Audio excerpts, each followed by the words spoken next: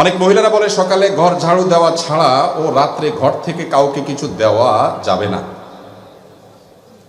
ও সকালে ঘর ঝাড়ু দেওয়া ছাড়া কাউকে দেওয়া যাবে না, রাতে ঘর থেকে কিছু দেওয়া যাবে না। কিছু হাদিস আছে, হাদিসটা হলো হাদিসুন নেসা। হাদিসুন নেসা বুঝেন? এগুলো আমাদের মা চাষিদের মধ্যে প্রচলিত আছে, কোরআন হাদিসে এগুলোর কোনো অস্তিত্ব। এটা হলো এরকম একটা হাদিস যে ঘর ঝাড়ু দেওয়া ছাড়া কাউকে কিছু দেওয়া যাবে না। এগুলোর পিছনে বিভিন্ন ভিন্ন ধর্মী মানুষদের বিশ্বাস আছে, কাজ করে। এরকম আরো অনেক কিছু আছে, কিছু জাল হাদিস আমি চিন্তা করছি এগুলো নিয়ে। এগুলো কেন বানাইছে, কারা বানাইছে? সৎ উদ্দেশ্যে কিছু জাল হাদিস বানাইছে। সৎ উদ্দেশ্যে জাল হাদিস বানাইলেও সেটা অসৎ কাজ, হারাম কাজ। যেমন রাতে নখ কাটলে কি হয়? রাতে নখ কাটলে ওই যে নখকুনি হয়, বাচ্চা বলছে, দেখছেন? এটা হয়, সেটা হয়, দেখছেন? মুখস্থ এদের। আচ্ছা, রাতে নখ কাটলে কোরআন হাদিসে কোথাও নিষেধ নাই, আপনি রাতে কাটেন, দিনে কাটেন। এটা আমার মনে হয় কোনো সময় মুরব্বীরা চিন্তা করছে, পোলাপান রাতে নখ কাটতে গেলে অন্ধকারের মধ্যে, তখন হারিকানে মেমবাতিতে আপনার চেরাগের আলোতে, কি আর আলো থাকে, কাটতে গেলে হাত টাত কাটতে পারে। এই জন্য হয়তো পোলাপানের একটা হাদিস বানাই দিছে আর যে রাতে নখ কাটলে এটা হয়, যাতে দিনে কাটে। বাবা, এটা তখন হয়তো ঠিক ছিল, আলো ছিল না, ফকফকা আলো, দিনের চাইতে বেশি আলো। কারোর যদি সুবিধা হয় সে কাটবে, কোনো অসুবিধা নাই।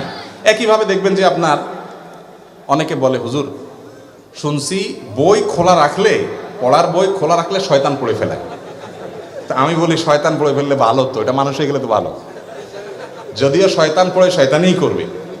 যাই হোক, এটা একটা ভিত্তিহীন কথা, ফালতু কথা, মিথ্যা কথা, এর কোনো ভিত্তি নেই ভাই। শয়তান যদি বই পড়তে চায় সে খুলেও পড়তে পারে। আর শয়তান, সে তার জন্ম হয়েছে কত আগে, তার সব মুখস্থ। আপনার বই পড়ার দরকার নাই তো, সে তো পরীক্ষা দিবে না।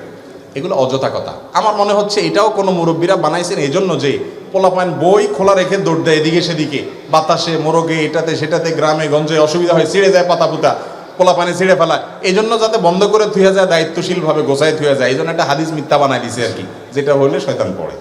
বুঝেন নাই কথা? এরকম অনেক কিছু আছে। কোরআন হাতে থেকে পড়লে কি করা লাগে? ওই যে ডাল দিতে হয়, চাল দিতে হয়, লবণ দিতে হয়, এক এক এলাকায় এক একটা আছে। এটাও জাল হাদিস। কোন মুরব্বীরা হয়তো বানাইছেন এই চিন্তায় যে কোরআন বেটা ধরবা, তুমি সিরিয়াসনেসের সাথে ধরবা, কেরম করে ধরছো, কেমন ধরছো, তোমার হাত থেকে পড়ে গেছে। ওরে মানুষ করার জন্য একটা হাদিস বানায় নিছে জাল, যে পড়লে যাতে চাল ডাল লবণ দেওয়া লাগে। বাবা, তখন চাল ডাল লবণের অনেক দাম ছিল, কষ্ট করে জোগাড় করতে হইতো। আর 2 কেজি 1.5 কেজি চাইল এখন কোনো ব্যাপার, পোলাপানের 5 MB টাকা, এইটা করা লাগবে বললে পোলাপান ভয় পাবে। এগুলো তখন কোনো সৎ উদ্দেশ্যে মানুষ বানাইছে। এরকম অনেক ফালতু কথা আছে, শুনে রাখেন। এই কথাগুলো মনে হচ্ছে খুব সহজ কথা, সহজ কথা না, এগুলো অনেক বড় কথা। আল্লাহ বলেছেন, ওয়া আন তাকুলু আলাল্লাহি মা লা তা'লামুন। আল্লাহ তাআলার ব্যাপারে তোমরা না জেনে কিছু বলবা না, মন গড়া কিছু বলবো না, এগুলো গুনাহের কথা, জায়েজ নাই। আল্লাহ তাআলা আমাদেরকে বুঝার তৌফিক দান করুন। এগুলো এক ধরনের ছোট শিরক, এক ধরনের শিরক, যে মুমিনের ভালো মন্দ, ইমানদারের ভালো মন্দ সব কার হাতে? এসব ফালতু বিশ্বাস করা যাবে না, অযথা বিশ্বাস করা যাবে না। অনেক রকমের আছে এরকম। সকালবেলায় আপনার ঝাড়ু দেখলে এটা হয়, কাক দেখলে ওইটা হয়, কাকের ডাক শুনলে এটা হয়, বাম চোখ লাফাইলে এটা হয়। আমার মনে হয় লিস্ট করলে কয়েকশো হবে এরকম জাল হাদিস আছে এবং ভিত্তিহীন কথা আছে। ওষুধ খাওয়ার সময় বিসমিল্লাহ বলা যাবে কিনা? অনেকে বলে বিসমিল্লাহ বললে রোগে বরকত হয়ে যাবে, এটা কি সঠিক? ভাই, ওষুধ খাওয়ার সময় বিসমিল্লাহ বলবেন কিনা? প্রত্যেকটা গুরুত্বপূর্ণ কাজে শুরুতে বিসমিল্লাহ বলবেন। কুল্লু আমরিন যী বালিন লাম ইউবদা বিসমিল্লাহি ফাহুয়া আবতার আও আখতা। যে কোনো গুরুত্বপূর্ণ কাজ আল্লাহর নাম নিয়ে শুরু না করলে ওটা অপূর্ণাঙ্গ থাকবে। এই জন্য ওষুধ পান করা, ওষুধ সেবন করার সময় কি করবেন? বিসমিল্লাহ বলেই সেবন করবেন। বিসমিল্লাহ পড়লে রোগে বরকত হবে কেন? ওষুধে না বরকত হবে? আপনার নজর ওইদিকে গেছে কেন? বরকত হবে কিসে? ঔষধে। ঔষধে বরকত হওয়া মানে ওষুধে কল্যাণ হওয়া, ওষুধে কল্যাণ হওয়া মানে রোগ ভালো হওয়া, ওইটা আরো ভালো হবে। তো এই যে বিসমিল্লাহ বলা ঠিক না ওষুধ খাওয়ার সময়, এগুলো মুরব্বীরা একসময় বলতো, এগুলোর কোনো ভিত্তি নাই। অনেকে আবার ওষুধ খাওয়ার একটা দোয়া বলে, আল্লাহ শাফি, আল্লাহ কাফি, আল্লাহ মাফি, শুনছেন নি? এটাও বানায় নিছে কেউ একজন। এগুলোর কোনো ভিত্তি নাই ভাই। আল্লাহ শাফি, আল্লাহ শেফা দানকারী, আল্লাহ কাফি, আল্লাহ যথেষ্ট, আল্লাহ মাফি। মাফি মানে বাংলা মাফি, আল্লাহ নাই নাউজুবিল্লাহ, ওই অর্থ না। আল্লাহ মাফি মানে আল্লাহ মুআফিন থেকে, আল্লাহ মুআফিন আর কি। তো এই যে কথাগুলো বলা হয়, এই কথাগুলো আপনার বিশেষ করে এই দোয়াটা, এটা কোরআন হাদিসে আসে নাই। আপনি আল্লাহর নাম নিয়ে বিসমিল্লাহ বলে ওষুধ সেবন করে ফেলবেন, ইনশাআল্লাহ আল্লাহ তাআলা কি দিবেন? শেফা দান করবেন। এরপরে প্রশ্ন হলো, মাহরামের সামনে শরীরের কতটুকু অংশ মুক্ত রাখা যাবে? মাহরামের সামনে একজন নারী মাহরাম পুরুষের সামনে, ধরেন শ্বশুরের সামনে, তারপর তার বাপ ভাইয়ের সামনে, যাদের সাথে দেখা দেওয়া জায়েজ আছে তাদের সামনে শালীন পোশাকে থাকবেন, মার্জিত পোশাকে থাকবেন। তার চেহারা, তার হাত, তার পা, পায়ের গোছা, এই অংশগুলো তারা দেখাতে পারেন, মাথা, এগুলো উন্মুক্ত রাখতে পারেন। ফিতনা সংকুল এই সময়ে নিজেকে যতটা শালীন রাখা যাবে স্বামী ছাড়া অন্যদের সামনে, ততটাই নিরাপদ এবং ততটাই সেফ, ততটাই ব্যক্তিত্ব বহন করে। এই জিনিসটা খেয়াল করতে হবে। বাকি শরীয়তের সীমানার ক্ষেত্রে যথেষ্ট আপনার প্রশস্ত। একই কথা পুরুষের জন্য প্রযোজ্য। পুরুষ তার শ্বশুর বাড়িতে আপনার যারা মাহরাম আছেন, শাশুড়ি আছেন, তারপরে যাইয়া আপনার তার বোন নিজের বাড়িতে আছেন, মা আছেন, তাদের সামনে নাভি থেকে হাঁটু পর্যন্ত এই অংশ তিনি ঢেকে রাখবেন, বাকি অংশ প্রদর্শন করতে পারবেন, কিন্তু তাকেও যথাসম্ভব শালীন এবং যথাসম্ভব যতটুকু না হয় না ততটুকু তিনি উন্মুক্ত রেখে চলতে পারবেন ওই মূল অংশের বাইরে। এর পরের প্রশ্ন হলো,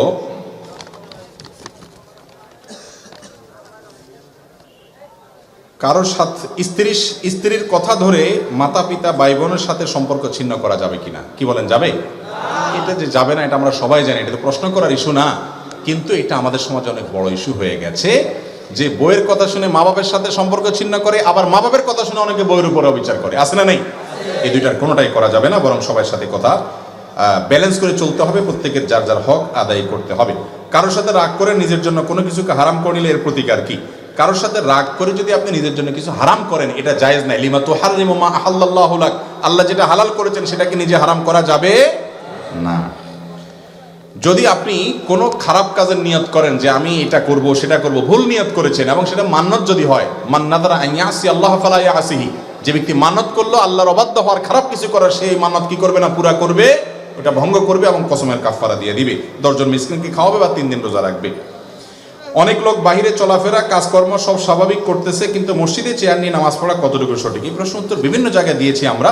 যদি সে মাজুর হয়, একান্ত মাজুর হলে কি করতে পারবে? মসজিদে চেয়ারে বসে নামাজ পড়তে পারবে, দাঁড়ানো বা বসার। ভাই প্রশ্ন উত্তর শেষ করে দিব? তাহলে কেউ ঢুকতেছেন কেউ উঠতেছেন, ব্যাপার কি রে ভাই? জি। এরপর প্রশ্ন হলো, কোনো কারণে একটা রোজা মিস হলে কয়টা রোজা রাখতে হবে? একটা রোজা মিস হলে রোজা রাখতে হবে কয়টা ভাই? একটাই। যদি আপনার অসুস্থতার কারণে হয় তাহলে তো আল্লাহ তাআলা মাফ করবেন, আর ইচ্ছাকৃত যদি না রেখে থাকেন আল্লাহর কাছে মাফ চাবেন, তওবা করবেন। আর কাজা হিসাবে কয়টা রাখতে হবে? একটার জন্য একটাই রাখতে হবে। আর এরপরে প্রশ্ন হলো, রাসূল সাল্লাল্লাহু আলাইহি সাল্লাম ছাড়া কোনো পীর বা ব্যক্তির নামে দরুদ পড়া যাবে কিনা? যেমন কোন দরবারে বিভিন্ন পীরের নামে দুরুদ আছে, আসসালাতু ওয়াসসালামু আলাইকা অমুক বলি। ভাই দুরুদের ক্ষেত্রে সারা বিশ্বের সমস্ত উলামা ইকরামে একমত, রাসূল করিম সাল্লাল্লাহু আলাইহি সাল্লাম ছাড়া অন্য কারোর জন্য সালাত সালাম এই সালাত শব্দ ব্যবহার করে দুরুদের যে ফরম্যাট, ওই ফরম্যাটে স্বতন্ত্র দুরুদ পাঠ করা যাবে না। এটা মাকরুহ, অপছন্দনীয়, এবং এটা দোয়া এবং সৎ উদ্দেশ্যে করলেও ভালো না। বরং কি করতে হবে? নবী করিম সাল্লাল্লাহু আলাইহি সাল্লামের সাথে দুরুদের অন্যদের নাম যুক্ত করে, যে তার প্রতি এবং তার পরিবারের প্রতি, অন্য মুসলমানদের প্রতি, অমুকের প্রতি অন্যদেরকে যুক্ত করা যাবে। এটা রাসূল আকরাম সাল্লাল্লাহু আলাইহি সাল্লামের শানের দিকে তাকিয়ে। এরপরে লম্বা অনেক প্রশ্ন, একটা প্রশ্ন নিচ্ছে এখান থেকে। মৃত ব্যক্তির পাশে কোরআন তেলাওয়াত এবং 4 দিন চল্লিশা করার বিধান কি? চল্লিশার বিধান শেষ হয়ে গেছে, মৃত ব্যক্তির সামনে কোরআন তেলাওয়াত। ভাই কোরআন তেলাওয়াত করতে হবে জীবিত ব্যক্তির সামনে, তাকে শোনানোর জন্য। যিনি মারা গেছেন তার সামনে তেলাওয়াত করলে তিনি শুনতে পাবেন। ওমা আনতা বিমুসমিইন মান ফিল কুবুর। আপনি মৃত ব্যক্তিকে যেহেতু শোনাতে পারবেন না, তাহলে এবার তার সামনে কোরআন তেলাওয়াত করার কোনো ফজিলত নাই। মৃত ব্যক্তি কেউ মারা গেলে তার চারপাশে, লাশের চারপাশে ঘিরে মানুষ কোরআন তেলাওয়াত করে, অনেক সময় হুজুর ভাড়া করে আনি কোরআন তেলাওয়াত করা হয়। এগুলো ইসলামের নির্দেশ না। আপনি নিজে তোর কোরআন তেলাওয়াত করেন, করার পরে এর সওয়াব মৃত ব্যক্তির জন্য আপনি সাদাকা দিতে, হাদিয়া দিতে পারেন কিনা, বকশিশ দিতে পারেন কিনা, অনেক উলামা ইকরাম বলেছেন পারে, এবং এর সপক্ষে অনেক দলিল আদিল্লা আছে, অনেক লম্বা চড়া আলোচনা আছে। কিন্তু মৃত ব্যক্তিকে কোরআন শোনানো বা তার লাশকে ঘিরে কোরআন তেলাওয়াত করা, এটা মৃত ব্যক্তিকে বিদায়ের কোনো আমল না। অনেক মানুষ আছে টাকা হাওলাত দিতে চায় না, কিন্তু সুদে লাগায়, সুদের গুনাহ আযাব সম্পর্কে বলেন। আবার কেউ আছে হাওলাত নিলে ওই টাকা সহজে দিতে চায় না। খুব গুরুত্বপূর্ণ প্রশ্ন। দেখেন, হাওলাত দেওয়া এটা একটা বড় ধরনের ইবাদত এবং সওয়াবের কাজ, এটা আমরা ভুলে গেছি। আমরা এখন এত স্বার্থপর হয়েছি যে ধার দেব, কি লাভ আমার, লাভ ছাড়া ধার দেই না। লাভ নিয়ে ধার দেওয়া এটা হলো সুদ।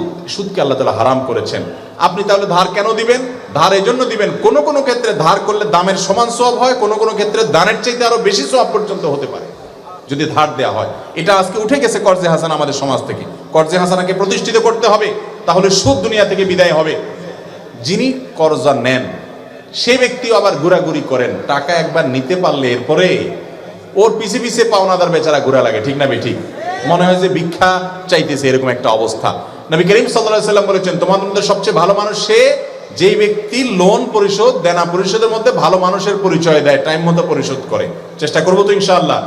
লোন নিতে হবে, কাউকে হাওলাত দিয়েছেন, দেয় না না দেয় ভয় আছে, শরীয়ত বন্ধকের সিস্টেম রাখছে, কিছু বন্ধক রাখেন, ওই সমমূল্যের জিনিস রাখেন, যদি সে গড়িমসি করে ওইটা বিক্রি করে টাকা উঠাইতে পারবেন, তাহলে তো সমাধান হয়ে গেল। এই জন্য হাওলাত দেওয়ার সিস্টেমে আমাদেরকে আসতে হবে। এটা দুনিয়া থেকে বিদায় হয়ে যাওয়া একটা ইবাদত। ভালো মানুষরাও আজকাল হাওলাত দেয় না, কারণ স্বার্থ ছাড়া কিছুই করে না। আল্লাহ তাআলা আমাদেরকে বোঝার তৌফিক দান করুন। আমাদের সমাজে চা দোকানে দেখি একজন আরেকজনের পিছনে বদনাম, পরনিন্দা, গীবত করে। গীবতের গুনাহ কি হুজুর? গীবতের গুনাহ তো আমরা সবাই জানি, আল্লাহর কাছে সবচেয়ে জঘন্য পাপগুলোর মধ্যে একটা হলো গীবত করা, হারাম।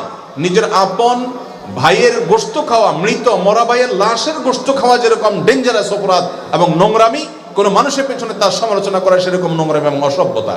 চা দোকানগুলো বেশিরভাগ ক্ষেত্রেই আমাদের দেশে এটা চায়ের দোকান না, এটা গীবতের দোকান। এটা কিসের দোকান হয়ে গেছে ভাই? শুধু গীবতের দোকান না, এটা একটা open talk show. Open talk show বুঝেন? টেলিভিশনে যেরকম টক শো হয় 2-3 জনে, এখানে ওপেন টক শো হয়, 24 ঘন্টা টক শো চলতে থাকে, বিভিন্ন পলিটিক্যাল ইস্যুতে, হাইপোথেটিক্যাল ইস্যুতে, বিভিন্ন বিষয়, ঠিক না ঠিক? ভাইরা আমার, আপনি চার দোকানে বহু জিন্দিগি কথা বলেছেন। আব্দুল্লাহ জাহাঙ্গীর একটা কথা বলতেন, রাহিমাহুল্লাহ একটা কথা বলতেন, যে আপনি চা দোকানে বসে 20 বছর 30 বছর ধরে আড্ডাবাজি করছেন এবং বহুত গাল গল্প করেছেন। কি লাভ হয়েছে? 10 টাকার মালিক হয়েছেন, 10টা আমল নামায় সব লেখা হয়েছে, বরং গুনাহ বহুত লেখা হয়েছে। ওই টাইমটাতে নিয়ে নিজের স্ত্রীর সাথে একটু মহব্বতের কথা বলেন, আমল নামা কিছু সব লেখা হবে ইনশাআল্লাহ। কথা কি বুঝাতে পারছি? আল্লাহ তাআলা আমাদেরকে গীবতের ভয়াবহ গুনাহ থেকে বেঁচে থাকার তৌফিক দান করুন। মহারণা দেওয়া ছাড়া স্ত্রীকে স্পর্শ করা যাবে কিনা? মহারণা না দেওয়ার গুনাহ কি? মহারণা দেওয়া ছাড়া স্ত্রীকে স্পর্শ করলে জেনার গুনাহ হবে না বা গুনাহ হবে না, কিন্তু স্ত্রীকে মহারণা দেওয়াটা এটা অবশ্য কর্তব্য, স্ত্রীর হক, অধিকার। যদি না দেওয়া হয়, কিয়ামতের দিন স্ত্রী এটা আদায় করে ছাড়বে, সেদিন কেউ কাউকে ছাড়বে না। এই জন্য মানুষের কাছে, দেনাদারের কাছে, পাওনাদারের কাছে যেরকম আপনি দেনা থাকেন, স্ত্রীর কাছে আপনার দেনা হলো মহরের টাকা। মহর এই পরিমাণ ধরবেন যেটা দিতে পারবেন। 10 লাখ টাকা ধরবেন, 10 টাকা আপনি বেচা যান না, এই মহর ধরা ঠিক না। যতটুকু ধরবেন ততটুকু কি করতে হবে? দিতে হবে। আমাদের সমাজে অনেকে বলে নতুন বিল্ডিং করার সময় ঘরের কিনারে,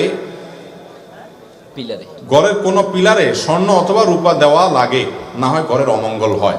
এটা সম্পূর্ণ শিরপূর্ণ বিশ্বাস। স্বর্ণ এবং রূপা মানুষের কোনো লাভ ক্ষতি করতে পারে না। ঘরের কোনায় স্বর্ণ দিতে হবে, মোরগ জবাই করে রক্ত দিতে হবে, এটা দিতে হবে, এটা দিতে হবে, এই সমস্ত বিশ্বাসগুলো শিরপূর্ণ বিশ্বাস। কোনো মুসলমান এগুলো বিশ্বাস করবে না। আমি ঘর করেছি বিসমিল্লাহ বলে, আল্লাহর কাছে দোয়া চেয়ে আল্লাহ তাআলা বরকত দিবেন। এই স্বর্ণ রূপা, এটার পানি কোনা কাঞ্চিতে দেওয়া, এগুলোতে কোনো লাভ আসতে পারে না, কল্যাণ আসতে পারে না। যদি বিশ্বাস করে কেউ, তাহলে এটা ইমানের জন্য ক্ষতিকর, শিরকে আসগর হতে পারে, কোনো কোনো ক্ষেত্রে শিরকে আকবর পর্যন্ত চলে যেতে পারে, এই জাতীয় বিষয়গুলো যদি সেরকম বিশ্বাস হয়। আমাদের সমাজে প্রায় অনুষ্ঠানে দেখি মানুষকে দাওয়াত দিয়ে তারা টেবিল নিয়ে বসে থাকে, পরে 500, 1000, 2000 দেওয়া লাগে। অনেক মানুষ টাকার কারণে দাওয়াতে যেতে পারে না, তা কি জায়েজ আছে? ভাই, কাউকে দাওয়াত দেওয়ার পরে যদি আপনি টেবিল নিয়ে বসেন, তাহলে আপনার চাইতে বাজারের হোটেলগুলো অনেক ভালো। কারণ হোটেলগুলোর সিস্টেম হলো আপনি খাওয়া দাওয়া করেন, যাওয়ার সময় ক্যাশের কাছে আসলে জিজ্ঞাসা করে কত হয়েছে, এত হয়েছে, দিয়ে দেন। বেশিরভাগ এরকমই সিস্টেমের হোটেল আমাদের দেশে, তাই না?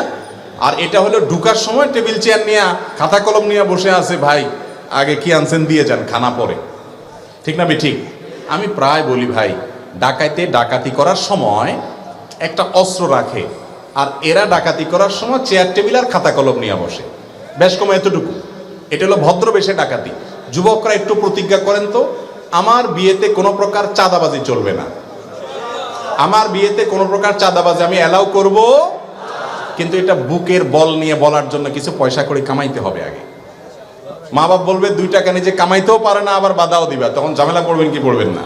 এই জন্য হক হালালে কামাইয়ের জন্য পরিশ্রম করবেন, যুবকরা পরিশ্রমী হবেন। এর পাশাপাশি আপনি এই অনাচারের বিরুদ্ধে দাঁড়াবেন।